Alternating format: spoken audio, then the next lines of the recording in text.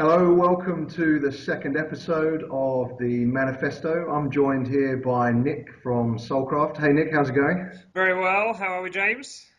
Yeah, not too bad, not too bad. It's been a pretty busy day, but looking forward to getting this second episode underway. Me too. Um, and Today we're just going to build on what we did on the first episode. We hope you enjoyed the first episode, and today we're going to really look at diving into the areas of male disempowerment, areas that might be, related to your life. Certainly, myself and Nick have experienced challenges in these areas of our life, and we'll just take a bit of a broad brushstroke through those areas of our lives over the next half an hour to 45 minutes. And yeah, is there anything you'd like to add to that intro, Nick, before we dive in? No, I think that's basically it, mate. I just wanted to also just mention to the viewers and the listeners, yes, we are having this conversation, and yes, we are both coaches and we're qualified in our fields and we do men's work, but we're also learning too. We're both very individual men, both coming from our own individual paths and our own individual conditioning and carrying our sack of crap along with us as we're emptying it along the way. Yeah. Um, but we're also finding our own edges all the time. So don't think that we're experts. Think that we've got all the answers. We're always pushing into different edges, and that's also the nature of our work. So I Mhm. just wanted to mention that. So I'll Yeah, hand it back to you, mate. yeah, absolutely. Yeah, no, I couldn't agree with you more. And I think regardless of how much work that we've done as men, how many courses, how many books we've read, how many practices, how long we've been sitting on our cushion, and how many times we've been on our yoga mat. I think life's always going to challenge us with new edges, and stuff that we think we've cleared and done enough work on will then come up and inevitably trip us up again. So yeah, absolutely. We don't pretend to be these saintly sort of people that have got everything sorted. I know I'm getting triggered regularly through life, and I'm learning all the time on the job, and I believe that's why we're here. What else would we do? Yeah, it is all about recognizing that you're not done. You're a constant work in progress, and as things do crop up, as you do get smacked in the face by your own egoic shit, Yeah, um, and your trigger to whatever circumstance gets in the way, um, it's about recognizing, okay, yes, I've just been triggered. I've been pulled into it again. I thought yeah, I'd stop doing this, but here I am again, committing yeah. the same offence. But then, we learn from that. That's the only way to learn is to have the willingness, the openness, and the humility to go, okay, I fucked up. Yeah, yeah, no, for sure. And, I think that's ultimately, the more, and I kind of will it on in a sense, I will on being triggered, Yeah, in my life because that's where the growth is. And, exactly. if we want to be, become spirit in action, for example, if we want to live out those traits of, unconditional love, wisdom, compassion, creativity, and intuition, then we have to clear away all of that shadow, I believe that's there. And, maybe we'll never clear all of it away. It will always be there to a certain degree. But, I believe that our relationship to that shadow material and that conditioning will change over time. And, we'll just learn to kind of go, wow, okay, well, there comes that pattern again.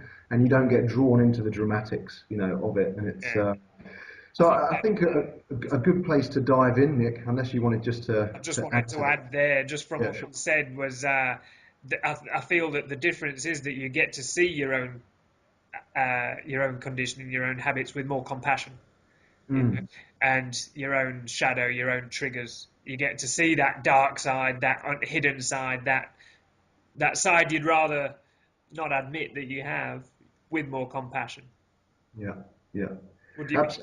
Yeah, absolutely. And it's, yeah, I believe it's, it's one of my mentors calls it, sunny side up spirituality, where people don't want to go into those darker aspects of ourselves. But I really believe that, without going into that aspect of ourselves, those darker, cut off parts, those ostracized, marginalized bits of ourselves that we don't like to admit, that we have, then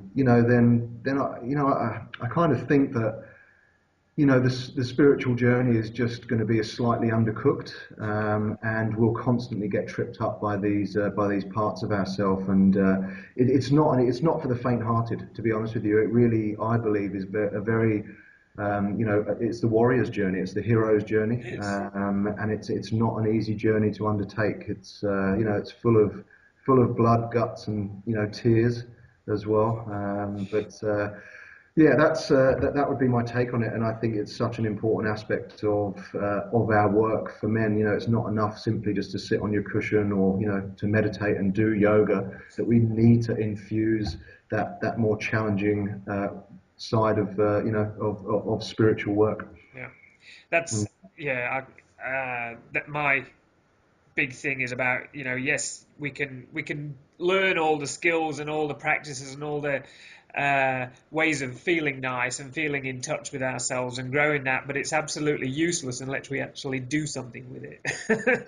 Yeah, The world will not change by us all sitting on our meditation cushion. no, Yes, that's a really, really important foundation to be used, but the real work, where the rubber really meets the road, is then taking that practice, taking that foundation, taking that connection that you have with your deeper self, with a higher aspect of who you are, and the universe, and then doing something with it. mm, One of my great teachers is Andrew Harvey. It's what he calls sacred activism. You know, hmm, doing something. Let's yeah, let's really recognize that we're all part of the problem, whether we like to admit it or not. hmm, So it's not all out there, it's all in here. So we need to do something with it. Anyway, we're really digressing here, but I think this is yeah. really important base work for our discussion. Anyway, Yeah, yeah. And I was gonna dive in and kind of hopefully make a bit of a seamless transition into what I spoke about by asking you, when was the last time you were triggered, maybe, and what was the what was the area of your life that it actually came up in? I've got one, so if I've stumped you, then we okay, can you go always. first. Okay, all right. I'll take a deep breath then. So for me, it was in my newly emerging intimate relationship. I've about a year ago I separated from my then wife, and I'm just very very slowly starting to get back on board with a new relationship. It's taken me about 12 months, to saddle back up, and I think to actually heal, from my marriage. But I've found that it's triggering quite a bit of stuff in me, to be honest with you.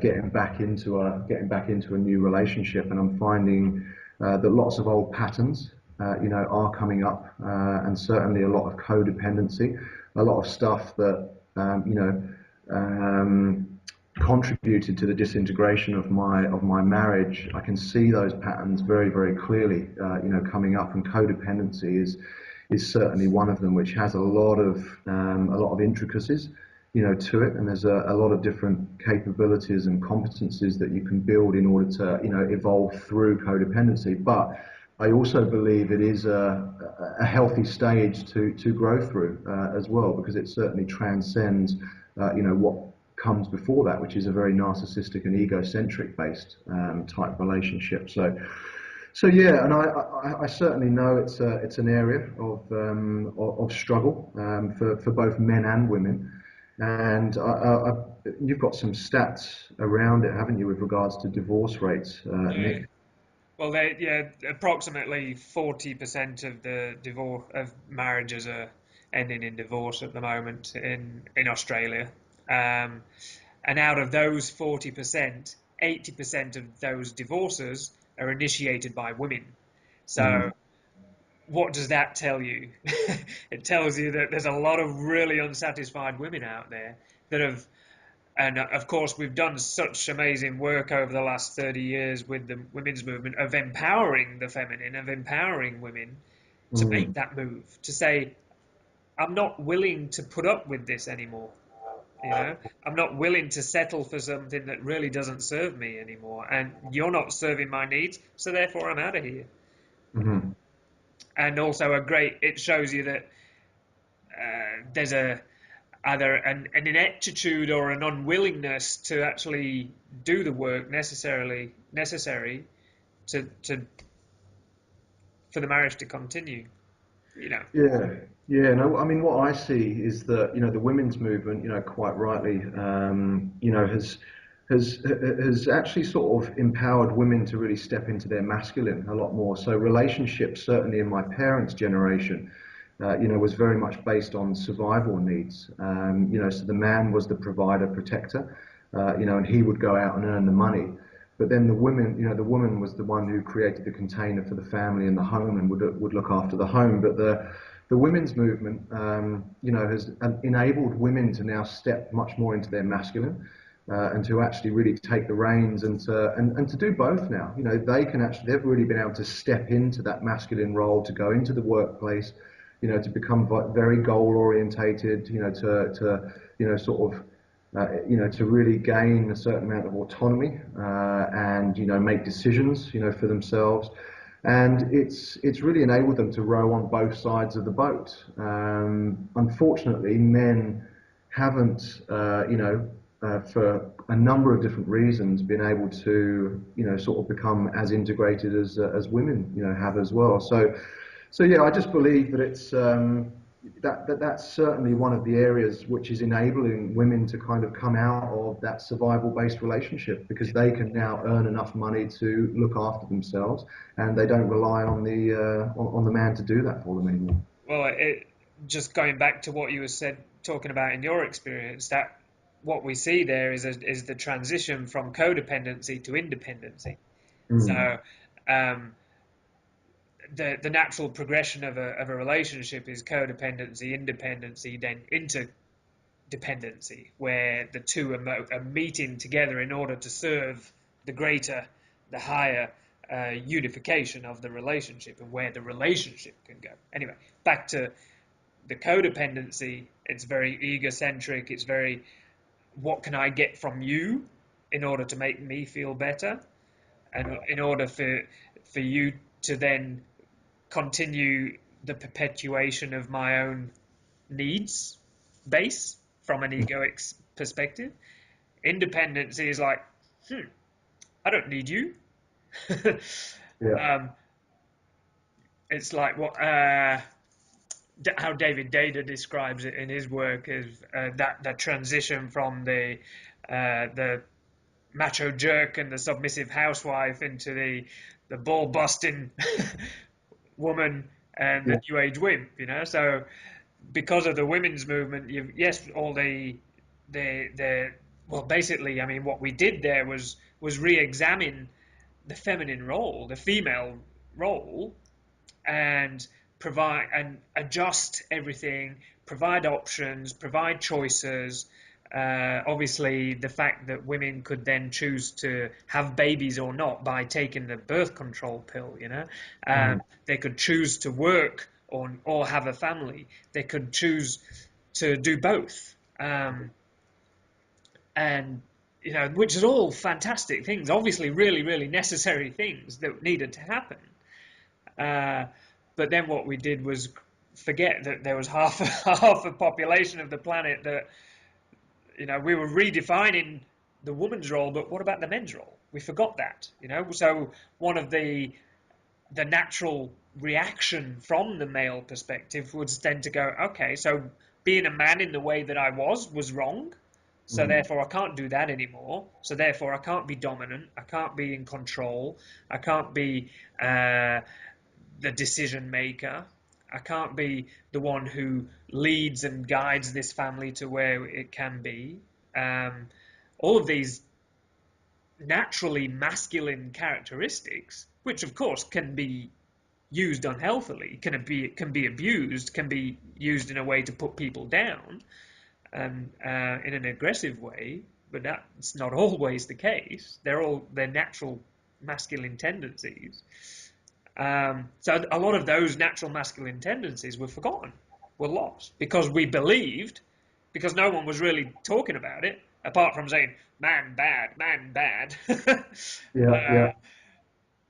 so we forgot how to actually uh, utilize and really hone some of those natural masculine tendencies for the greater good, for the sake of what they're meant for the gifts that they can be. So a lot of the action to that was, yes, throw away all of the masculine tendencies and embrace the feminine. So you got the early men's movement, the Robert Bly's and the Sam Keens, where they go out into the woods and bang drums and recite poetry and have a cathartic cry in the nude in the woods, which is great. But then now I feel that we're actually, the pendulum swung, it swung again, and now it's gradually coming to a center where there's an integration of the masculine tendencies with the feminine tendencies, and a recognition of the gifts that both bring. Yeah, and I think it's I think that integration comes once you can consciously deploy either. Because I think men have a tendency, the men that are sitting with that pendulum that's kind of more towards the macho jerk, and really they're in that kind of unconscious, masculine, would then, I think they hold a lot of fear about swinging to the other side.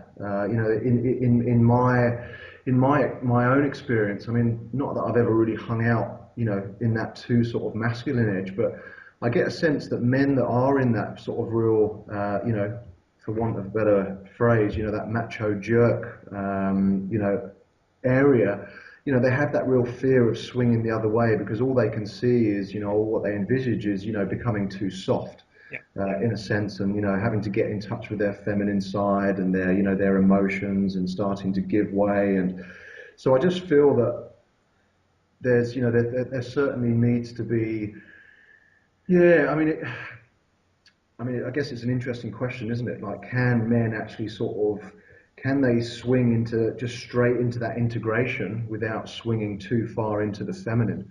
I think, I, well, I mean, my own answer to it would be that I think you have to kind of swing, for I want think of a you better expression, swing both ways, and then, whatever floats your boat.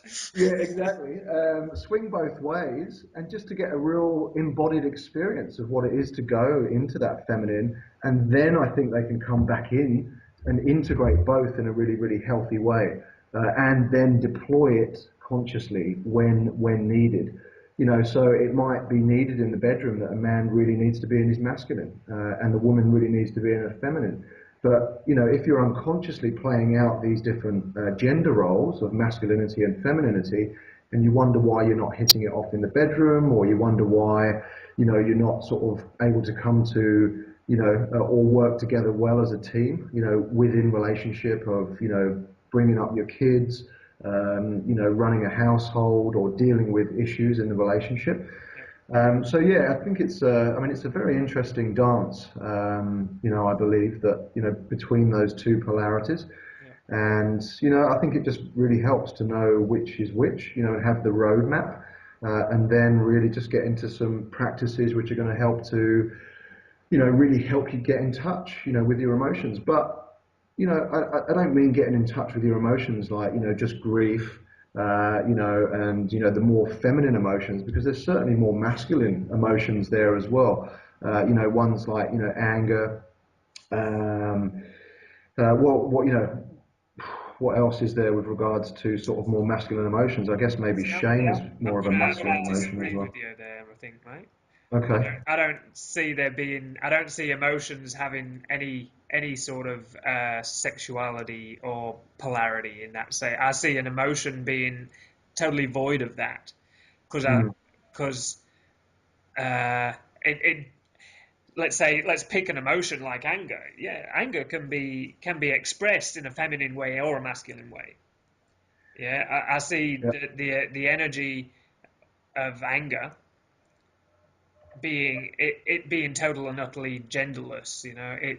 It's neutral until it's expressed or attached to or given some sort of meaning and expression. Yeah. So of Yeah. course, a man is going to express anger generally Hmm. in a much more outward, expressive, uh, aggressive way. That would be a masculine expression of anger. I would Hmm. see it that way, where the feminine expression of anger may be drawn on much more of a passive aggressive expression. So, um, no, I'm fine, that sort of thing, Yeah. Yeah. uh, I don't know. That's my. Yeah, I mean, oh yeah, let me unpack that a little bit more. I guess, and yeah, I mean, this is obviously all open to discussion, but, I guess in a sense, Thank God it is. anger would be, for me, there's quite a bit of movement, and, if it's expressed in a healthy way, it can, you can really get things done with the life force energy that is anger.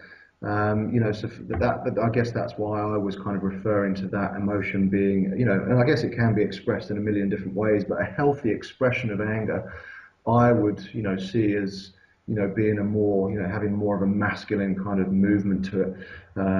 Yeah, but I mean, I guess that's just a very, very individual way of me kind of describing how I sort of see healthy anger as sort of, coming out and, getting things done in the world and, shifting things and, setting boundaries, which is a very masculine thing, so that's kind of where I was going with that one. And I think well, just while we're on, obviously the polarities, um, it's important for our audience and also for us as we're laying it all out is to remember that when we're talking about masculine and feminine, we're not talking about male and female. Yeah. Yeah. Um, a female can just as much embody a masculinity, a masculine predominance, Hmm. as a man can embody a feminine predominance. Yeah. Yeah.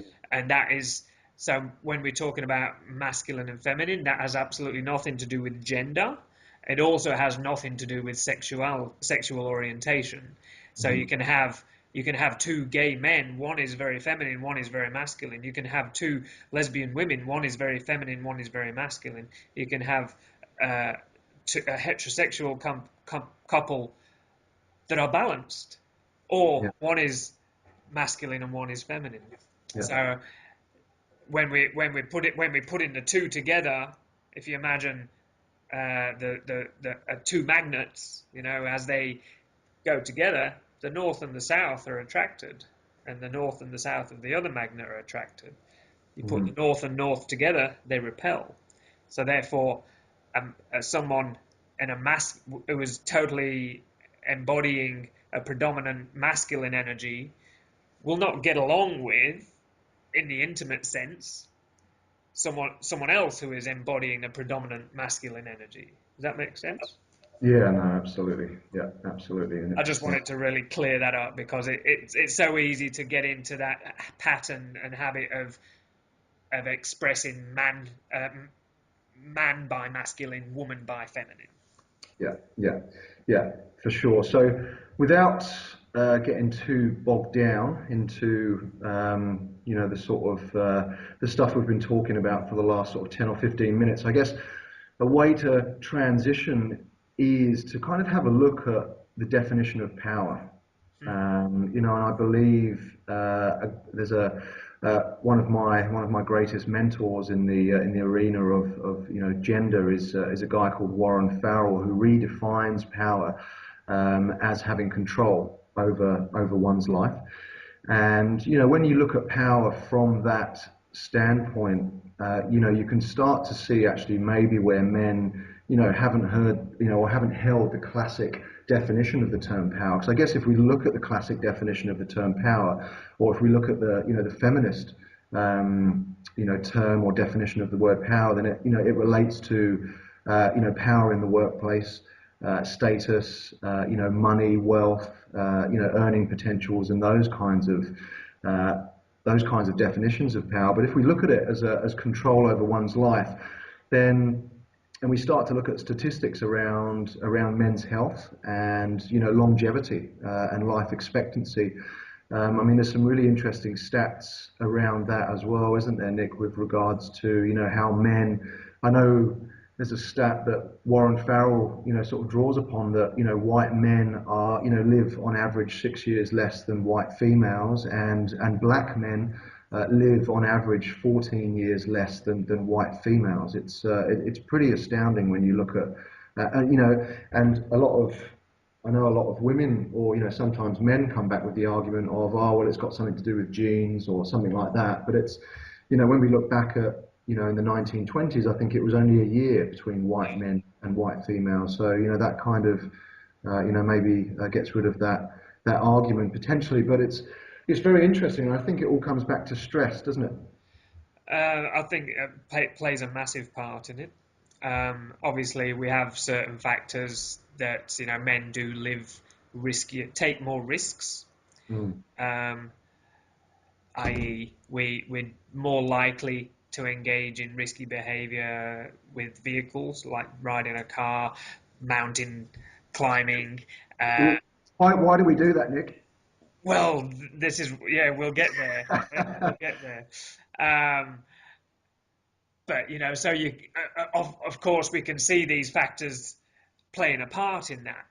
Mm. But as you said, why do we engage in those sorts of things, like binge drinking? Why do we drink too much? Why do we take drugs? Why do we smoke? Why do we, something that could be seen as quite a positive activity, let's say mountain hiking, bungee jumping, all of these predominantly masculine adventures where we go out and we chase that adrenaline.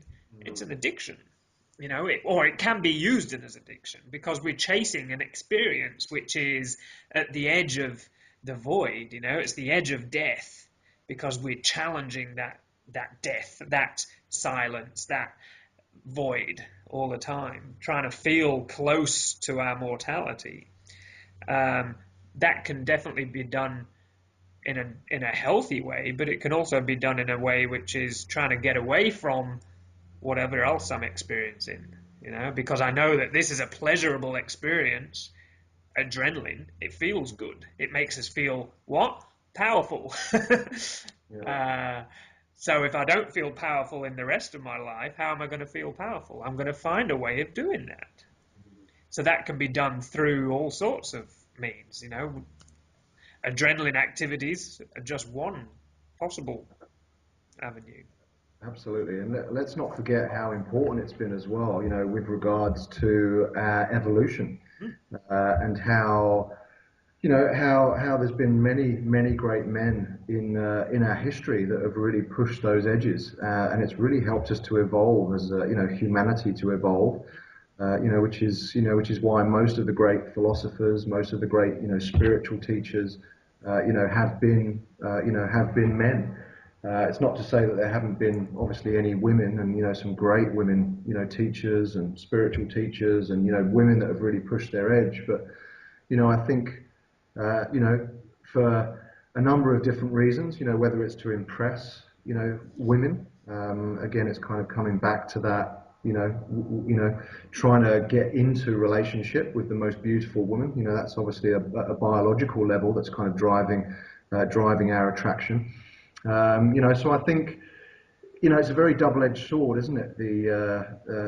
That aspect of our lives, the addiction, whether it's trying to get to a place of no mind, that place that we seek in meditation on our cushion, which is free of mind, or whether it's actually, like how we sexualize our wounds, because that's another addiction, isn't it? Internet porn, which is so prevalent in today's society. With our technological advances, that we've got it, at the touch of a button now, and it's just a very easy way to not deal with what's going on here and now. Difficult emotions, toxic relationships, past trauma. I mean, there's the list goes on. So. Yeah, I think it's just an area that we really need to sort of shine the light on for sure, and we'll do it obviously in more detail in one of our further talks around, you know, how men are, you know, also dying of all of the 15 leading causes of death more frequently than women. Mm. You know, which for me kind of throws up the question of, I guess women are dying as well, and there's almost as many women on the planet. So you know, it does throw up the question of what are women dying of if they're not dying of the 15 leading causes of death as much as men. But that's another topic entirely. Yeah, I mean, well, I mean, just one of the big statistics is that men or males between the age of 15 and 45, the leading causes of death at that age group are all preventable. So it's generally not diseases. It's those things I'm talking about: risky behaviour, motor vehicle accidents as the biggest cause of death, particularly at that younger age group.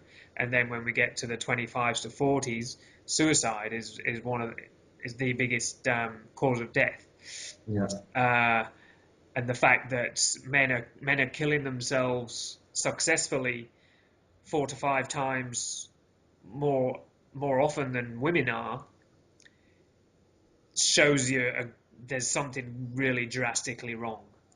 Yeah. Yeah. um, that if men and young men are at a place in their life where they feel there is absolutely no point in continuing, Mm. and they are determined for it to no longer continue, when I mean, the determination is shown in the fact that it's actually more women that attempt suicide in those age groups than there are men, but the men are successful 4 to 5 times more than women. Uh, Mm. so there is a determination. I've reached that decision and I'm going to do it. Uh, Something's drastically wrong. Mm. Some men are hurting, men are in pain, men are unable to either ask for help or get help. Mm. Um, so there's big problems. Yeah, there are, and I think you know, Warren Farrell touches on it about how men are socialised to believe that their lives don't mean as much, you know, as women, or aren't as you know, aren't as precious, because that's one of the ways that they got us to go into battle, Yeah. you know, many hundreds of years ago, and you know, helped to really, you know, certainly maintain the health of the tribe, you know, and the culture. And it was very successful back then. But men are still bred to, you know, believe that. You know, with headlines that we see very regularly in the news around, you know, for example, I mean, we'll all be very familiar with headlines that read, you know, 20 people died in a, you know, in a suicide blast, you know, including 4 women and 2 children. And there's, you know, there's no mention of you know, of how many men died, you know, in there. So, you know, very subliminal messages like that, you know, are certainly penetrating our psyche, I believe, and, you know, our conditioning, and, you know, at what cost? You know, I believe that, you know, if we believe that we are more disposable, then we get into jobs that we don't like as much and that we drag ourselves to year after year, you know, in order to, you know, because we equate, as men, we equate success with love. You know, if we're not successful in life, then we won't find love and we won't find an intimate partner. And you know, I believe that's driving a lot of pressure. I think there's a statistic that, you know, once the man realizes what the male role is, you know, his suicide rate jumps 25,000%. You know, it's pretty incredible, and it's you know, there are equal pressures on women. I mean, their pressures, you know, are certainly more around body image, you know, and looking a certain way. You know, so if women are seen as sex objects, men are seen as success objects, and that piles a whole heap of pressure, you know, onto men, and it's you know, and it shows up in those suicide statistics that you just mentioned, Nick.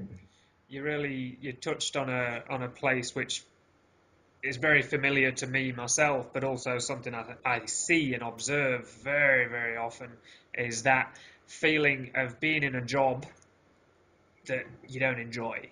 Mm. And I think for me, one of the core drives of the masculine um, is a sense of purpose. Is a Yeah. sense that my life has a purpose. My life has meaning. And how many people do we come across in the, you just look at the blank faces in the city, all the Yeah. cattle going this way and that way to and from their office blocks, to and from their battery chicken coops. Yeah. Everyone looks the same, they're all wearing the same, they're all in their uniform, they're all conditioned like they're robots, but inside, for a lot of people, of course, I'm generalizing. Mhm. Um, but if a man is in a job, doing a job that he is doing it through a sense of duty to provide, to protect, the family needs the money, so I've got to go to work and do this job which destroys my soul day in, day out. I've Yeah. not only got to do it to keep my wife and my kids healthy and happy and clothed and with Mhm. all the life's goodies that they're accustomed to. I have to impress my bosses. I have to impress my peers. I have to keep all of those people happy. And every time I go there, it's like putting a dagger in my heart Mhm. because Mhm. it's just not in alignment with my deepest truth, Yeah. my sense of purpose, whatever that sense of purpose is. And I think that if I don't have that, if I don't have that sense of purpose, and yes, I'm talking from a first person perspective, but also as an observer and as an advocate for men in general, because I see it so often. If I'm doing that job and it doesn't serve me, that is a big slippery slope down to depression. Yeah. And I Yeah. feel that that is a big that accounts for a lot of those suicide statistics. Yeah, yeah. And having their identity completely wrapped up in their work, losing their job, not, being able to make ends meet, losing the house, those kinds of things. And, for me, it's kind of, again, how do we drill down into our deeper purpose in life? Because, how many people out there have, followed in their dad's footsteps, their dad, my dad was a lawyer, my dad was a doctor. So, what do you become? Oh, well, I become a doctor, I become a lawyer, I become an accountant, and they just generally follow in, and it just comes down to cultural condition or familial conditioning. And, it's certainly for me over the years, and it's taken me a long time to get in touch with my deeper purpose in life. It hasn't, sort of suddenly magicked up. After I came out of the forces, it's been a almost a 10-year journey to actually really hit on that deeper purpose in life. Um, but it certainly comes from a deeper place. It will come from a place of silence. And if you're busying your life as a man, with Facebook, your phone, your work, internet porn, your addiction, or anything like that, you just don't allow the space to get in touch with where the, with where that deeper purpose is going to be sourced from. And I know David Data talks about that a lot as well around, allowing a certain amount of silence and time to yourself where you just don't have anything going on in your life. Getting out into nature, getting in touch with nature, and that's a great way of going about it. And I just wanted to come back to something as well, Nick, before we move into more of a solution, the solution-based stuff for things that we've talked about tonight. Um, Something that you mentioned around a statistic of preventable, death between the ages of, what did you say, 20 to 45, I think. 15 to 45, the leading causes of death at that age group are all preventable, all Yeah. accidental. Okay.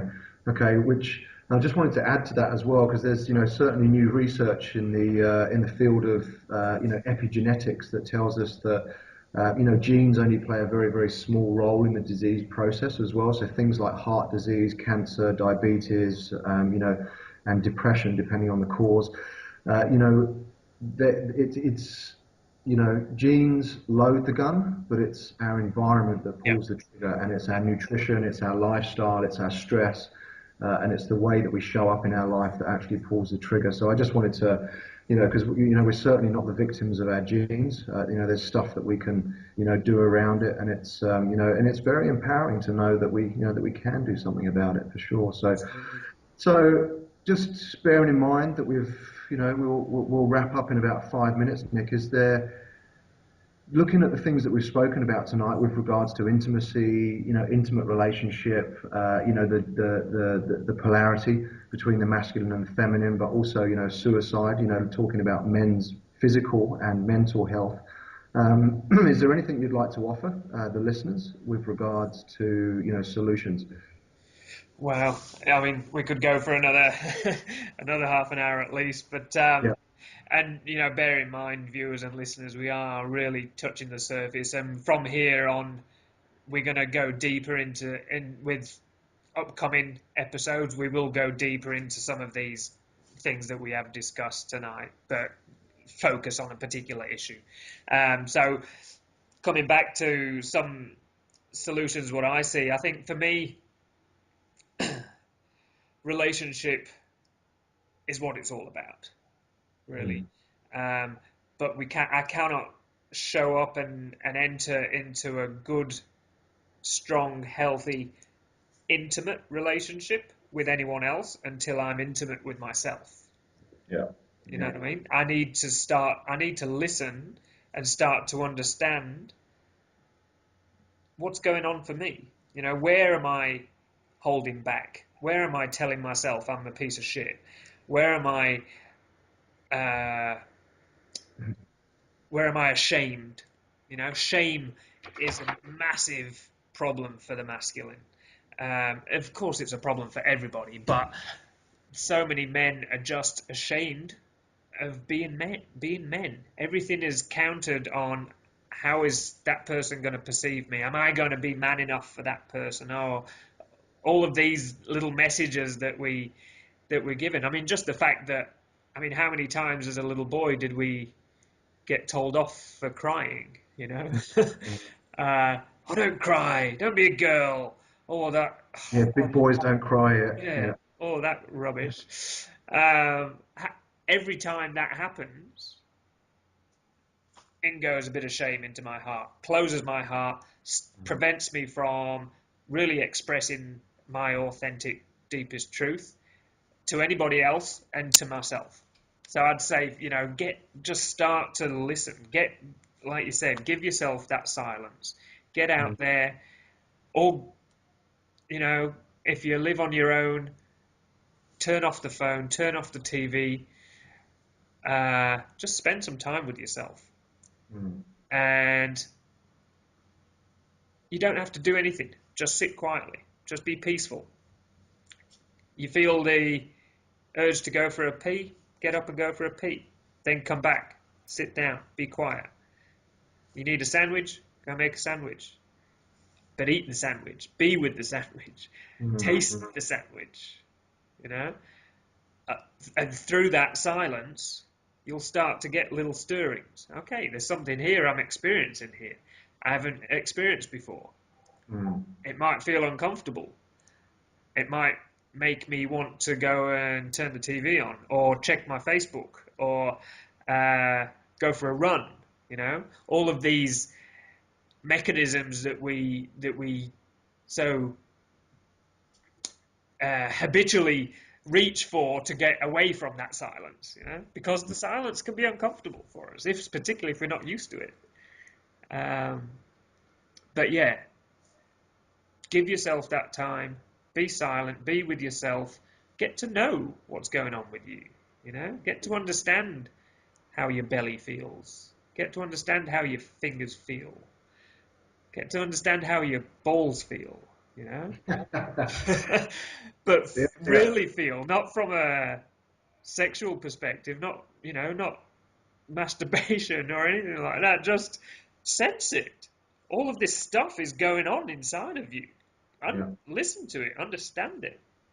Mm, mm, That's got to be the first place to start. And then, as you get to know yourself more, you're going to be more aware of how you're drawn to uh, those habitual mechanisms of addiction, of avoidance, of of pleasure seeking that I was talking about, whether that's a drink or a jog or some sex or internet porn, whatever it is, in order to Yeah. feel something nice, or a piece of chocolate on your tongue, you know. Yeah. uh, so yeah, I'll leave it at that. Over to you. Okay. Yeah, listen, I'll build on that. We'll try and wrap up in the next couple of minutes. So, yeah, something that I've recently dug into is actually abstinence from addiction.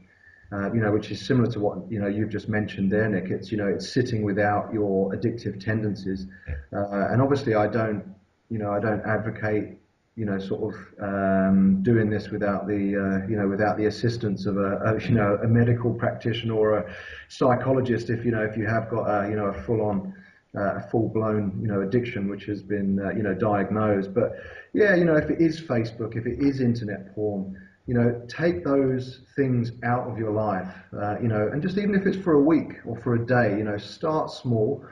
Because it can be quite challenging, and not only is the silence challenging, but it might take a while to actually get to that silence. There might be a whole heap of emotional stuff, undealt emotions, mental noise, difficult body sensations that actually come up whilst you sit without those crutches, because that's ultimately why those crutches are there. There so we don't feel, we don't, we come away from our mind, we come away from those difficult, repetitive thoughts that do induce shame, that do induce fear or whatever it might be. So just, yeah, get to know yourself, build that self-awareness, and again, without wanting to sound like a broken record, meditation and yoga, but then really diving into those more uncomfortable, aspects of ourselves, which is where we started this talk tonight. It's around shadow work.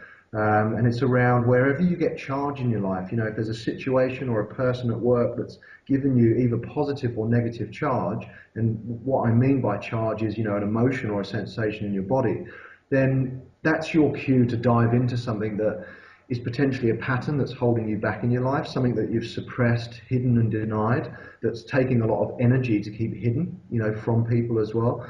And that, for me, is, something that you really need to dive into. And it's something that, both, I won't speak for Nick, but I'm presuming that he would be able to work with you, in something like that, and to actually really start addressing those shadow areas of your life and start to really reintegrate those areas that you've cut off from those, or really hold the mirror up for you as well, because it can be, great mirrors for you in life. So I'll leave it there. We've just run slightly over time, so anything you want to sort of just quickly touch on, Nick, before we say goodbye?